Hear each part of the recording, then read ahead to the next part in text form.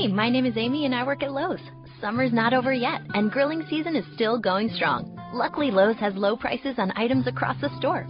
Right now, stop by and get a Grillmaster 3-burner gas grill for just $169 or a Master Forge 2-burner patio grill for only $199. Then cool things off with a 50-foot Never Kink water hose, now just $26.98. Find these and more everyday low prices right now at Lowe's. Lowe's, let's build something together. Some restrictions apply. See store for details. Blog Talk Radio. 20 seconds and counting. T-minus 15 seconds. Guidance is internal. 12, 11, 10, 9. Ignition sequence start. 6, 5, 4, 3, 2, 1, 0. All engine running. Liftoff. We have a liftoff.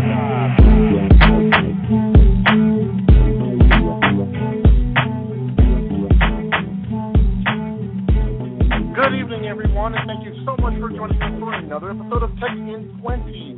We're broadcasting you tonight,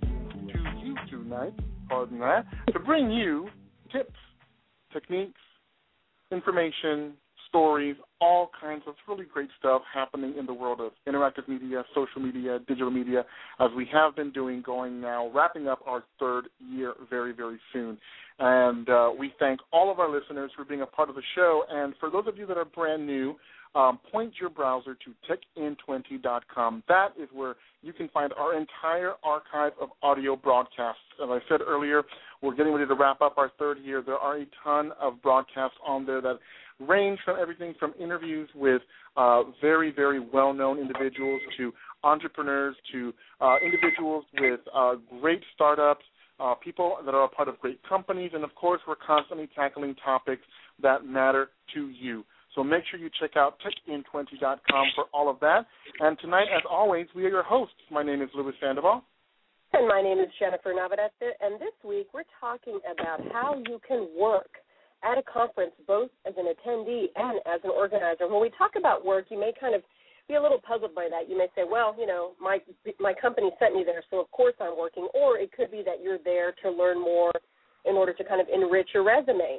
But when we're talking about work, we're talking about really important and practical ways that you can use the online tools to get the most visibility, to share the most information, and also to reap the most benefit out of your attending that conference. That's right. And on top of the online tools, there's a lot of stuff that you can do personally, face-to-face, that is also very, very important. So we want to make sure that we emphasize both sides. And interestingly enough, we only have a 20-minute show, folks, so we're going to try to tackle as much as we can. We're going to look at conferences from the perspective of the attendee. We're going to look at a conference from the perspective as an organizer. And we're not just going to talk about conferences that you go to. We're also going to kind of give tips on how to host really good phone conferences, how to do webinars. Jennifer, I know you yourself have probably been a part of every possible conference with as traveled and as well-versed as you are with the conference scene. So let's jump right in, and let's Jennifer, pick one that you're very fond of, and let's just kind of run from there. Well, when I talk about, as an organizer, it is a little bit of a different mindset than you're looking at as an attendee, and I've been on both sides of the coin. I've organized conferences, and then, of course, I've been very happy to be attendees at some. And I have to say that one of the first things that you can do on both sides as an organizer is to create a hashtag for your event. A hashtag, if you don't know what it is, it's the # sign. And either if you're looking at South by Southwest, that happens in Austin every March, every spring break, you're looking at SXSW. If you're looking at Blog World, it's Blog World. Most of the conferences have a hashtag.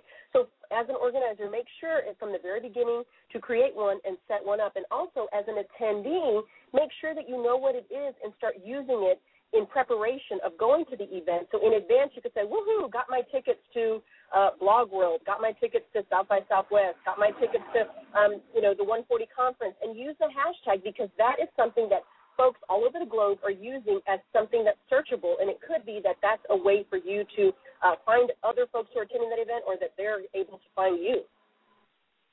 Very excellent tip. The hashtag is extremely important. Look it up, folks, ahead of time. Start using it. You'll be surprised how many people will start gravitating towards you simply because you're using the hashtag and they know that you'll be attending. It's a great way to set up face-to-face meetings because they know you'll be attending. They'll start asking when they can get together for lunch. They'll read your bio. They'll connect with you. Very, very important. I'm going to actually combine the next two tips that we found online because I think they kind of go hand in hand. You definitely want to announce when you're there that you're actually posting messages from the conference, whether you're using Facebook, Twitter, you might be on Google+. Depending on which tool that you're going to be using, you might be using multiple tools and kind of using a service, a third-party service that hits all the services at once. Maybe you might get different responses from different audiences, but you want to announce that you're at that particular event. It might be really interesting for you because you might have people that have questions that maybe you didn't think about that they may want to ask, have you ask at the different sessions. And that kind of goes into the next one is when you're in sessions, also mention the session and the topic that you're in. So not only are you mentioning you're at the conference, but you're also going to mention, hey, I'm sitting in this particular session, we're talking about this topic. Because those individuals that you're broadcasting to might have questions that they want you to ask that you think are extremely valuable that maybe you had not thought of yourself. So extremely important not to be shy. Get yourself out there and let people know where you are, what you're attending, what you're learning, what you're viewing, because it's going to be very important because you might get some gold out of your network. You know, Louis, I couldn't have said that better because it isn't just you sharing the information in a one-way stream. It's actually your audience, the folks who are participating online virtually who are not physically there at the conference with you, but because you're willing to share some of those gold nuggets that are coming out of specific sessions, they're able to share back with you stuff that probably, as you said, Louis, that you may not have considered. I know that I've been in sessions where I've tweeted something that someone has said, and they're like, oh, well, what could it be this? And then somebody else jumps in, and all of a sudden there's a very vibrant conversation happening just around something, and you have to be open to that. Be open to be responsive to that and not just to have it be a one-way conversation. Not that you can't have one-way conversation, but to get the most out of an event, you really need to be open to not only share information but also be ready to receive and have open dialogue because you never know when those moments are going to happen. Definitely. I think it's very vital. I think on top of that, while you're sharing that information and you're also creating conversation, I'm going to skip down this list and jump to one that really stood out. For those of you that are using smartphones to kind of broadcast your messages, this might be a little more difficult, but I have to say I have seen my fair share of tablets and laptops at conferences, so this might be the majority still. You want to add links to resources that your speakers are talking about because I think as useful as the information that might be shared is, it's always great to have context. And I think that's a really, really important factor we don't want to miss is share those links if you can. Obviously, if you're using a smartphone and they're giving you a site like www.something.com, it might be easy for you to remember to actually type on your smartphone. But if it's one of those URLs that's, something, it gets a little difficult, especially when your fingers are moving as fast as they can. But it might be really, really easy for you to do it on a laptop or a tablet. But do the best you can. And what I will recommend for people on smartphones that maybe didn't have a chance to type those resources out, write them down, get them from a neighbor, get them from a friend, somebody that maybe have written those down because you can always post the session or actually post-session, then jump online on your smartphone and actually copy and paste, type it out, or use your laptop or tablet to still share those resources. While you could not have done it live, at the very least, your audience benefits from getting it after the session's done. So make sure that if speakers are sharing resources, whether it's books, whether it's links, whether it's movies, always try to provide context because it really does help your readers understand exactly what it is you're listening to and watching. And something that you may not consider, you may think, well, I need to just, type everything out and I need to get it out there. Share some photos, make it Wonderful. Something like if a speaker is someone who is, high profile, I know that I get a kick out of seeing them up on stage. And so even though I'm not there, if you share a photo, I really appreciate that. It kind of makes everything that you're sharing it gives another dimension to it. Share photos of the folks that you're meeting in the hallways, of different people that you're connecting with, and, of course, give them attribution. Attribution is very important. Don't let everybody think that these gems are coming solely from you. Let everybody know where that information is coming from, and that way you're considered a resource, and that way the folks that are, that you're talking about know that information was shared from their session. Now, I will say, just something to consider is that, a lot of times, and this has happened to me, I've been, participating virtually and watching some of my favorite folks share those gems. And what happens is all of a sudden they stop talking. It's like I'm thinking, oh, are they listening still? Maybe there's nothing to speak that's a gem, and I feel like I'm left hanging. Announce when that session is over.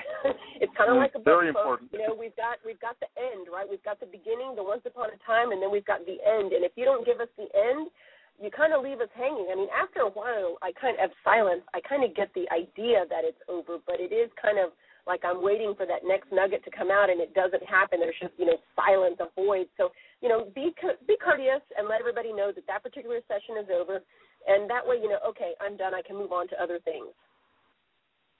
Couldn't agree with you more. It pains me sometimes. I admit I've been the one that has forgotten to announce the end of the session, and an hour later somebody's picking up on it and then saying, hey, ask the speaker this, and it's like, oh, I forgot to tell them that I was no longer in this session. Really, really important. Again, it gives your audience a little bit of a timeline, knowing that this session was over. And that, I guess even if they have questions for you to ask the individual that was hosting that session, it really technically wouldn't be relevant per se, because that individual cannot really ask the host anymore since the session is over. I think, Jennifer, we covered some really good quick tips for somebody attending a conference. I'd like to switch gears a little bit. While searching online for really great resources, I found one that was really great for individuals that wanted to host a successful virtual conference. Now, what's really interesting about this is after reading these tips, I think it not only works for a virtual conference, I think it also works for a real-life conference. And, Jennifer, I know that you've had the experience of actually hosting both kinds. You've done webinars, you've done phone conferences, but you've also have done face-to-face conferences and actually helped with a team organize something really, really great. So, I'm looking at this list, and I'm looking at the very first one. I think for any organizer, whether it's virtual or face-to-face, you got to be clear on the business issue that you're addressing. I think it's great when your conference has a theme or a topic that is going to be discussed, because it really sets the tone for everybody who's going to be attending. They kind of know what to expect. So you definitely want to make sure that you are very clear on what the conference is going to be about, so that if somebody is on the fence and then they read it, it will help them decide whether, yes, that's for me, or no, it's very clearly not something that is up my alley, I'll look elsewhere. Not that you want to cut anybody out of your conference, but realistically you want to make sure that the people who go get the most out of attending your conference and don't badmouth it simply because it was misleading or it wasn't up to their expectations. So be clear. I couldn't agree with you more, Lewis, and that especially in the case of going virtual, because in a real world conference, you can walk up to the organizer and say, I'm not quite sure. Are you going to have sessions like this, that I was thinking of later? Or you can talk to other folks that are in the session, or you can get more of a sense of what's going to happen and maybe even participate to make it. If you're going in the unconference world, you can actually, stand up and make it your conference. But when you're going virtual, it's a little bit more difficult to do that. So education is key, education about exactly what it's about, and also education on how to use the virtual platform. I will say my very first virtual conference was a little bewildering for me, because there was a kind of like a lobby area, and then there were rooms, and then within rooms there were sessions, and for some reason, I don't know why, I just had kind of a challenge kind of figuring out how it would all work. And it was really silly, because it would be like as if I was standing in a real room, that there would be a lobby and there would be rooms. But for some reason, it seemed like a challenge to kind of figure out which room was holding which session. And I had to kind of toggle back and forth between the different rooms to see what session was going on. And, there was a limit to how many people could be in a room. And so some of the ones I wanted to get into, I couldn't because it was already packed. And so it was kind of confusing for me. So I will say education on how it works in advance.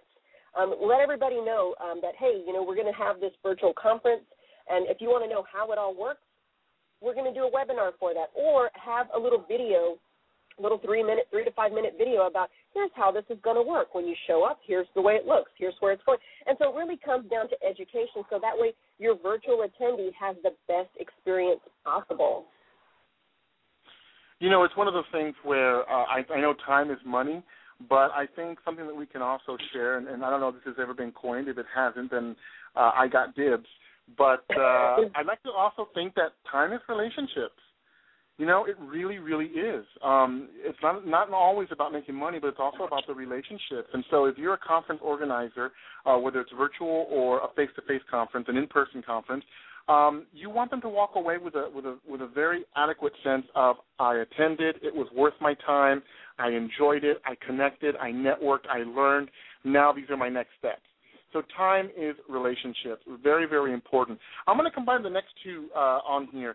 I think a lot of people tend to lean towards virtual conferences sometimes, especially more often that we've seen recently, because they assume that it might be easier to organize. And I have to say, I think that's very, very misleading. One of the things we need to keep in mind are two very important factors. You need to devote adequate resources to the timing and planning of a virtual conference just as much as you would a physical conference. You need to make sure that your platform's in place, that people can connect, that you're giving people proper instructions, that there's people helping you if they're available to help with the agenda, to help with the questions, to watch the chat room. If it's just a one-man show, even more difficult, but it's very, very possible. So we definitely want to make sure that you learn how to devote the adequate resources to make your meeting or conference a success. And secondly, pick the metrics and set targets. Know what you're measuring. If you're just measuring the volume of people attending your virtual or face-to-face conference, then watch the numbers. If you are sending out surveys, maybe you're asking people to suggest themes for the following year or sessions for the following year. You need to pick the metrics and set targets so that at the end of the day, after your meeting or your conference is over, you know very, very quickly whether it was a success or whether it was a bust, as well as areas of improvement. You know, that really goes to having the end in mind. You know, a lot of times as an organizer, you get bogged down in, you know, getting sponsors, getting a facility, you know, getting the swag, you know, getting all the things to getting folks there. And a lot of times we forget that we need to also, in the preparation for it, plan for it to be over and you know, make sure that we have everything in place for the last person walking out the door. So a lot of times it's great to have things already set up. Let everybody know you're going to do follow-up posts. Let everybody know that they'll be able to find the archive of all the content that was created. And whether you use, you know, the something like, you know, that you can categorize the Twitter hashtags, or whether you know, have live streaming video, or whether you had somebody who was a photographer for the event going around and taking pictures, or even if you're doing a virtual event, if you have all of those sessions available later on in the archive, it's important to let folks know where they can find it so that it's not over at that time. The cool thing about that is if you've got a good archive and you started with the end in mind, is that a lot of that stuff that you've already created is a great starting point for your next event, because folks are going to be able to look back at all the content and all the sessions that were created at your event, and they'll have a good sense of exactly what it is they're getting into. You'll have a better time lining up speakers. You'll have a better time getting folks to want to attend those, even whether it's virtual or whether it's in the real world. And you'll also have a better time getting sponsors and folks who want to participate, because they have a very clear sense of your event and just how successful it was, exactly what the focus was, the kind of folks who attended, the conversations that came out of it. And so starting with the end in mind, thinking of the very next event, which may not happen for another year, it may happen next month, it could be in 6 months, but whatever it is, gather all that content and make it something that's very simple and very easy for folks to discover again, or come back and visit, or for folks to see next year in preparation for the event you're doing again.